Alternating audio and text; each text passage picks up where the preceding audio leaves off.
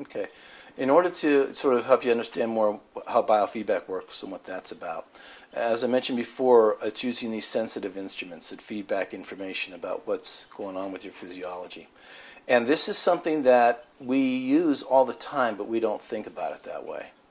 So you get up in the morning, I get up in the morning and I have to shave, right? So I go and I look in the mirror, and the mirror tells me where I need to put my hand to do the proper shaving.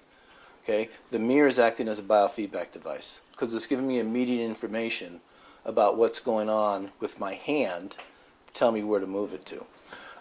If I think I have a fever, I'll pull out a thermometer and take my temperature to check and see if I need to take some ibuprofen or just take the day off.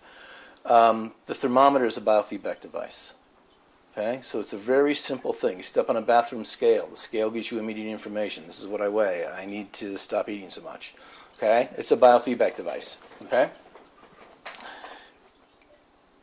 In the clinical setting, we use biofeedback to give you information that is far too subtle for you to notice just in day-to-day activities. As you get more experience with it, you become more sensitized to it. You learn how to pay attention to those things. Okay?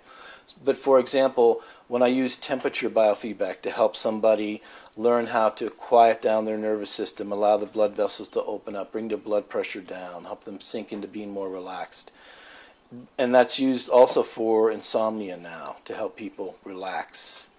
The thermistors that I use, the instrument that I use, is sensitive to 1/100th of a degree. So really tiny changes in the preferred direction show up. Okay? And then what I do, what a good biofeedback therapist is going to do, is they're going to use the instruments and use coaching and counseling to help you to sort of move your physiology in the preferred direction, where you want it to go. Bring your awareness to that. Have you pay attention to the felt sense that goes with it so that you can recreate it without the instruments, without me being around.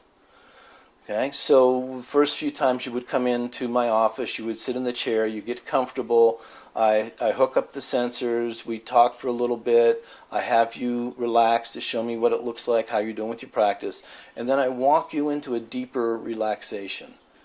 And the instruments will show me that you're moving into that deeper relaxation.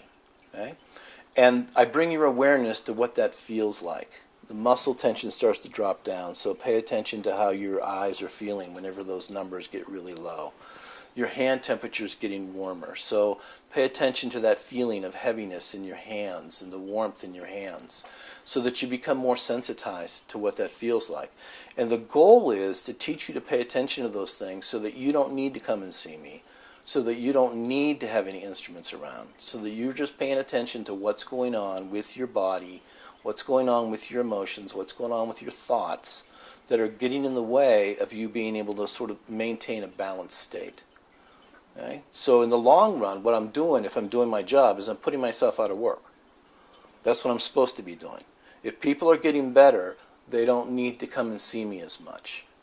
So initially they might come and see me 4 times once a week for 4 weeks, and then we reevaluate, or maybe it's 8 times once a week for 8 weeks, and then we reevaluate, and then maybe every 2 weeks, and then maybe once a month, so that typically it's a course of between 8 and 12 sessions before somebody really gets the skills and can apply it and use it in their daily life in order to manage the symptoms. Now there are some people I see, and this has more to do with that existential part and the psychodynamic part, where they've got all kinds of traumas that occurred over their life, from the time they were little throughout their life. Lots of things happened to them, and those people might need a lot more sessions. Okay, and we wouldn't just be doing the biofeedback. Biofeedback is just part of what I do. Whenever I'm doing cognitive behavioral therapy, I include biofeedback as part of it. But there's other things that I do as well. The talk therapy, the trying to understand where these things come from. One of the tools that I try to help people learn is a combination of mindfulness, which is sort of being aware and present with their feelings and their thoughts right now, in a way that allows them to not be pulled away into the future or into the past, but just being present right now, just being it. And usually that has to do with hooking into a body sensation. what does it feel like whenever I'm breathing in and out? And my thoughts come and I notice them and I come back to the breathing in and out. Or the feelings come up and I notice them and I come back to the breathing in and out. So that's a part of the training that they do. And another part has to do with something called mentalizing, which is the ability to step back mentally in order to get perspective, in order to understand where these things are coming from. And that means tracing it back through their life history. When did I feel like this before? I'm feeling this real terror every time I smell that particular smell, and I don't understand what goes on with it, but panic comes up. So let me try to be mindful of what I'm feeling right now and not let the panic overtake me, but let me step back and see, where did this happen before? How did this happen before? Where is this coming from? And oftentimes it gets traced back through their history into childhood experiences.